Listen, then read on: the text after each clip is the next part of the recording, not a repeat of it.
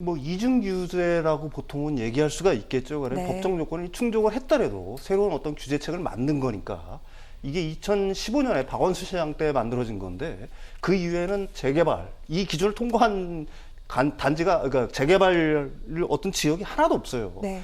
그만큼 이게 이제 강력한 규제였는데 사실 뭐 저는 개인적으로 강북 지역의 그 저층 주거 지역들, 그다음에 노후화된 지역들 같은 경우에는 정비를 해야 된다는 게 맞다라고 봅니다. 네. 다만 이런 어떤 대규모의 어떤 정비 어떤 계획들을 갖다가 발표를 하기 때는 사실은 면밀한 사전 준비가 필요하다. 저는 이렇게 보거든요. 일단은 순환 개발이 필요하겠죠. 이걸 일시에 완전히 개발을 하게 되면은 거기서 일어나는 그 어차피 원주민들이라든지 거기 살고 계신 분들은 어딜 딴 데로 이주를 해야 되는데 그런 이주 대책이 없을 경우에는 사실은 뭐 서울시부터 시작을 해서 수도권 일대에 어떻게 보면 전월세 가격이 굉장히 앙등하는 부작용이 네. 나타날 수가 있는 거고요. 전월세 가격들이 올라가게 되면 이게 일종의 이제 정박 효과라고 그러죠. 어떤 가격 고정 효과가 어떻게 보면 생기기 때문에 다시 이제 아파트 가격을 갖다 부채질할 우려들이 분명히 있는 겁니다. 그 이외에도 뭐 많죠. 뭐 전월세 대책부터 시작을 해서 거기 다음에 이제 기존에 이제 거기 주거 취약계층들이 많이 살고 있지 않습니까? 저층 주거 지역이라면 특히 강북 같은 경우에는 이분들에 대한 어떤 대책들 이런 대책들이 아주 면밀하고 촘촘하게 설계가 된 이후에 네. 사실은 이런 어떤 정비 계획들 같은 경우는 순환 개발 형식으로 순차적으로 진행하는 게 맞다. 이런 어떤 대규모의 어떤 정비 계획들을 일시에 발표를 하는 것들은 사실은 뭐 강북 지역, 특히 뭐 재건축 단지 활성화를 위해서 강남 지역이 일단 한번 팍 오르지 않았습니까? 다시 이런 어떤 개발 계획들이 발표가 됨으로 해서 네. 기존에 이제 강북 지역을 비롯한 어떤 저층의 어떤 주거 지역들이 밀집돼 있는데 노후 지역들 같은 경우가 다시 가격을 상승할 그런 부채질할 수 있는 어떤 우려들이 있지 않느냐. 그러니까 사전에 면밀한 어떤 준비가 필요하지 않나 이렇게 생각을 합니다. 그렇군요. 자, 강북의 노후 주택 지역 같은 경우에는 분명히 좀 재개발 기준을 완화해서 개발을 할 필요가 있다. 이 부분에 대해서는 좋게 보셨습니다만 면밀한 계획이 같이 동반되지 않으면은 예를 들어서 이 재개발 지역이 뭐 동시다발적으로 여러 군데서 생길 수 있게 되겠죠. 그렇게 되면은 이주해야 되는 사람들이 늘어나고 전월세 가격 상승 등등의 문제가 발생할 수 있습니다. 이 부분과 관련해 얼마만큼의 고민이 있었는지 여기에 대해서 좀 의문이다. 이런 말씀을 애둘러서 하신 것 같은데 어떻습니까? 고문님 보시기에는 괜찮을까요? 예, 뭐 지금 서울시의 크고 작은 재개발은 300여 곳이 지금 진행되고 있고요. 네. 지금 신규 재개발 지역에 이제 빠르게 늘어났던 기대감이 있는데 아까 이제 말씀하신 대로 지금 굉장히 이제 공급 물량이 증가한다는 장밋빛 전망이 나오고 있지 않습니까? 근데 장미에는 가시가 있죠, 항상. 네. 그래서 윤석준 평론가가 얘기한 것처럼 이제 수요가 자극이 되는데 이렇게 이제 재개발, 재건축보다 재개발이 이제 우선적으로 가는 거는 사실 이제 정부에서도 공공 재개발 한다 그랬죠. 이사 대책으로. 네. 그리고 민간 재개발은 이제 오세훈 시장에서 모양새는 굉장히 좋습니다. 정부가 끌고 서울시가 뒤를 받칠 모양새기는 하지만 일단 오세훈 시장으로서는 지금 재개발이라든가 뭐 이런 정비구역 하는 부분들은 자기가 지정권자거든요. 서울시장의 특유 권한입니다. 그래서 빠르게 진행할 수 있는 그런 부분들이 있고요.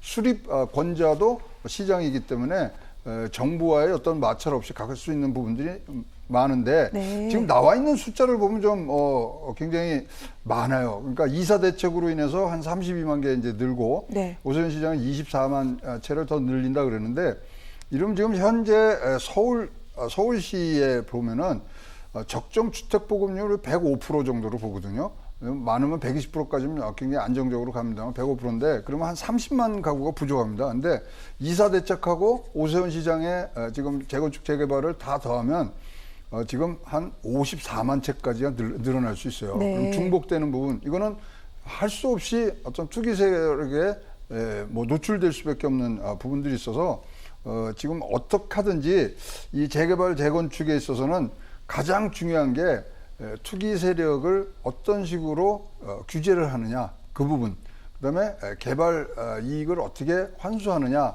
그 부분 등등의 여러 가지가 촘촘히 짜여 있을 때 이게 가는데요. 지금까지 보면은 재개발에서 문제점이 뭐였냐면 뉴타운 이제 재현대나 그런데 당시에도 소형 주택이 굉장히 감소합니다. 다 대형 주택을 갖고 싶어요. 네. 그다음에 이제 원주민의 재정착 부분 이런 부분들도 굉장히 문제가 됐고요. 거기다가 저소득층들에 대한 안정적인 주택 공급에 굉장히 뒤로 밀립니다. 그래서 그런 부분들이 일단 항상 인근에 있는 집값 상승으로 항상 연결이 됐기 때문에 자 그러면 어떻게 확실한 투기 억제책을 담보하느냐? 네. 저는 뭐 제 사견입니다만 좀 이런 식으로 좀 해주시면 좋겠어요. 이걸 한꺼번에 하지 말고 순환 개발을 해서 차츰차츰 할 수 있게 하고 어떻게 하든지 이것이 가면은요 멸실이 돼야 돼요. 집 뭐 재건축 등 재개발에도 일단 멸실을 해놓고 다시 짓는 거 아닙니까? 그러면 그렇죠. 네. 진짜 초유의 전세란이 일어날 수 있거든요. 그래서 임시 거주지를 좀 마련해 놓고서 그다음에 공공 임대까지 포함을 해서 일단 로드맵이 나와서 네. 거기에 맞춰서 가는 부분들로 조금 이 박자가 맞아야지 무조건 세워놓기 시작하면요 이거 못 감당합니다. 그러나 어쨌든 간에 우리가 장밋빛이라고 얘기하는 자체는 이것이 굉장히 좋기 때문에 공급이 늘어난다는 건 굉장히 좋은 부분들이 있지만 지금 만약에 이제 이렇게 많은 수가 가는 거하고 나중에 10년 후에 또 가는 거하고 사실은 집값 오르는 건 똑같거든요. 그래서 집값은 단기적으로 오를 수밖에 없습니다.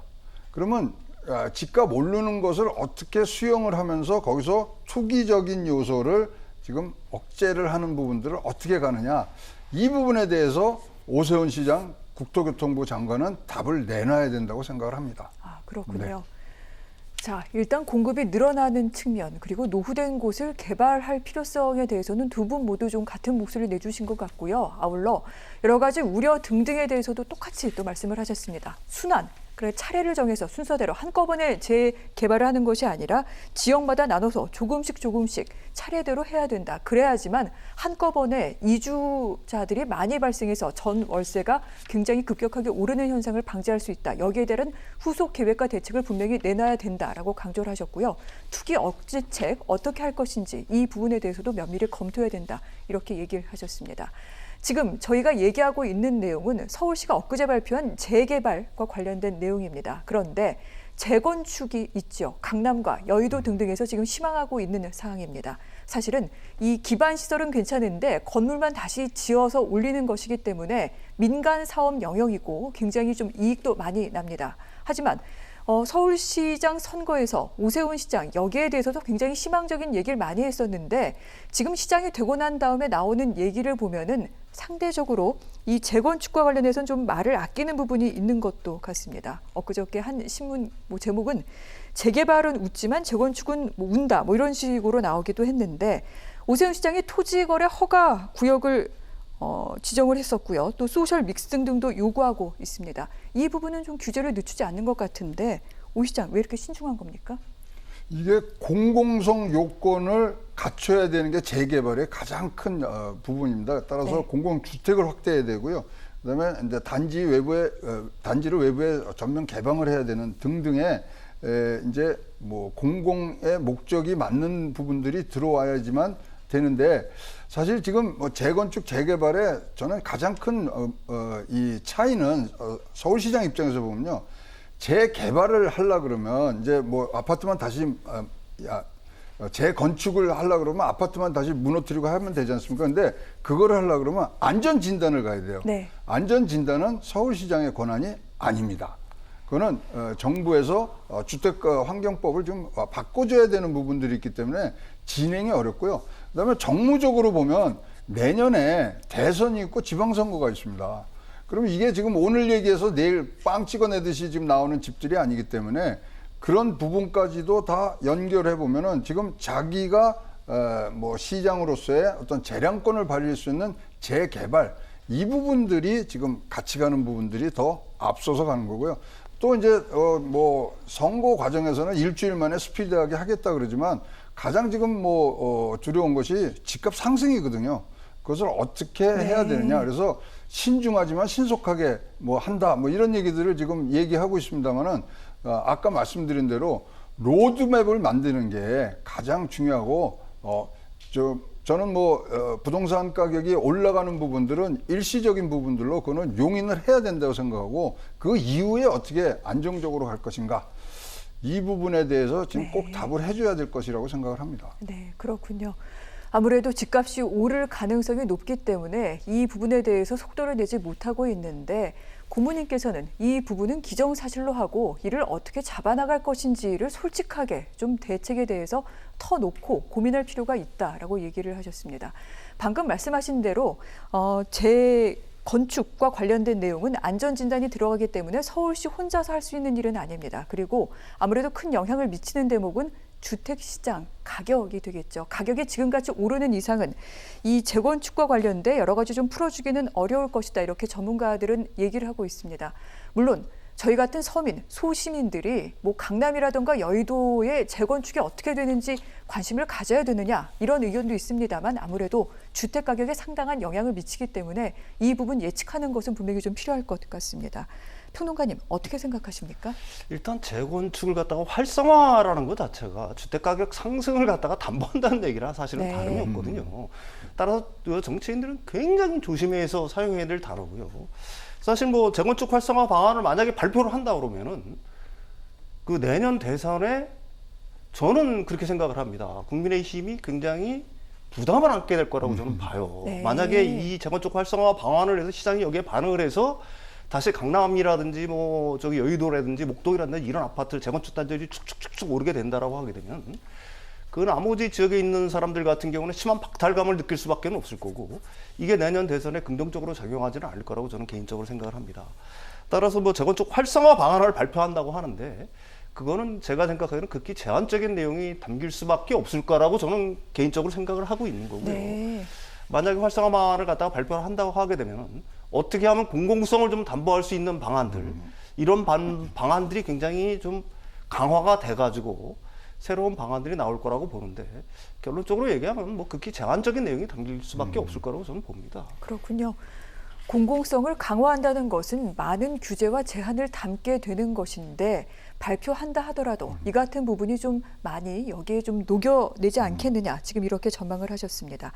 그런데 궁금한 내용이 하나 더 있습니다. 앞서 말씀드렸다시피 재개발, 재건축이 활성화될 경우 분명히 이주 수요가 나오게 됩니다. 이것을 뭐 다 수용하지 못할 경우 당연히 경인 지역까지 그 여파가 미치게 되는데 여러 가지 부분에 있어서 일단 서울에서 지금 뭐 몇십만 가구 정부 계획, 뭐 서울시 계획 등등해서 뭐 단시간 내에 공급을 한다는 건데 이 부분 경기 인천에는 어떤 영향을 미치게 될까요? 평론가님 이거 호재입니까? 악재입니까? 만약에 진짜로 50만 호 공급 계획이 차질 없이 이루어진다고 본다면 그렇게 가정을 한다면 저는 뭐 그럴 가능성이 거의 없다고 보는 사람이지만 그렇다고 한다면 이주 수요는 폭발할 수밖에 없겠죠. 그렇다면 풍선 효과로 사실은 경기, 인천 지역, 수도권 지역에 단기적으로, 중단기적으로 놓고 본다라고는 주택가격 상승에 어떤 압력으로 작용할 것은 저는 개인적으로 분명하다고 봅니다. 그렇군요. 만약에 이게 공급 목표가 제대로 달성이 된다라고 한다면 25년 이후에는 서울의 주택시장이 상당히 안정되는 형태를 가질 수가 있겠죠. 그렇게 된다라고 하면 그때 당시에는 다시 이제 그 경기 인천 지역에는 조금 부정적인 주택가격만으로 놓고 본다라고 하게 되면 부정적인 영향을 끼칠 수밖에 없겠죠. 그렇지만 이렇게 생각할 수 있습니다. 일단 아까도 얘기했지만 한번 올라간 집값은 좀처럼 내리지 않아요. 그게 어떻게 보게 되면 뭐 정박 효과라고 하는데 네.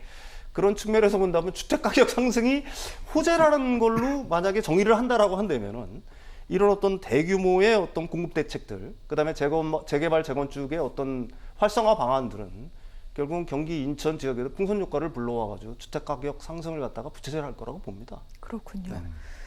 집을 소유하고 계신 분들께는 호재가 될 수 있지만 그렇지 않은 분들께는 악재. 왜냐하면 자산 양극화, 불평등이 심화될 수 있는 요인이기 때문입니다. 이런 가운데 지금 시중에 풀려있는 유동자금이 3,100조가 넘는다고 합니다. 어느 정도 규모인지 정말 가늠조차 되지 않는데 이 유동자금까지 합쳐서 인천 경기 지역의 집값을 떠올릴 수 있다. 이런 얘기 나오는데 고모님 어떻습니까? 네, 올라갑니다. 올라갈 수밖에 없는 구조인데 하여튼 단기적인 집값 상승에 뭐 이것을 잡으려고 하는 것들이 지금 사실 뭐 장기적인 입장으로 해서 국민과 소통을 잘 해야 되고요.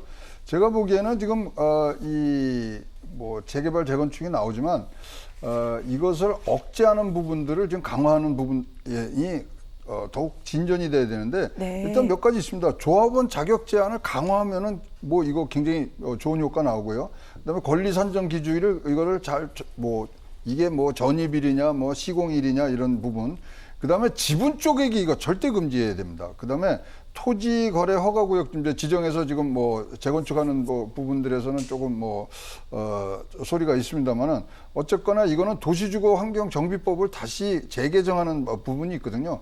그 사이에 이런 유동성들이 어떻게 흘러가야 되는지를 물꼬를 터주는 부분들을 좀 만들면 되겠다고 생각을 하고요. 네. 뭐 아무렇게 그냥 아무런 상처 없이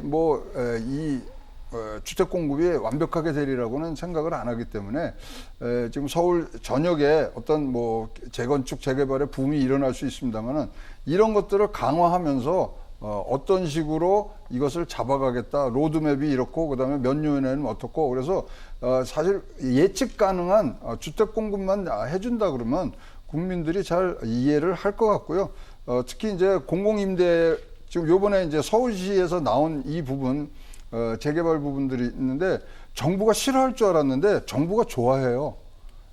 사실 맥을 같이 하거든요. 네. 맥을 같이 하는 부분이 있기 때문에 정부하고도 이거 잘 맞아줘야지 경기 인천에도 악영향을 최소화할 수 있는 부분들이 있어서 네. 사실 이제 반가운 거는 저는 요번에 이제 이런 자료들 나오면서 처음 알았는데 국토교통부하고 서울시하고 이 협의체가 지금 만들어져 있더라고요. 그래서 이 부분은 지금 같이 갈 수 있는 부분들은 네. 뭐 지금 정책 입안자들이 지금 만들고 있기 때문에 하여튼 오르는 부분 할 수 없습니다만은 그것을 얼만큼 억제하느냐 여러 가지 지금 방법들이 있기 때문에 많은 그런 폴리시 믹스를 좀 해주셨으면 좋겠습니다.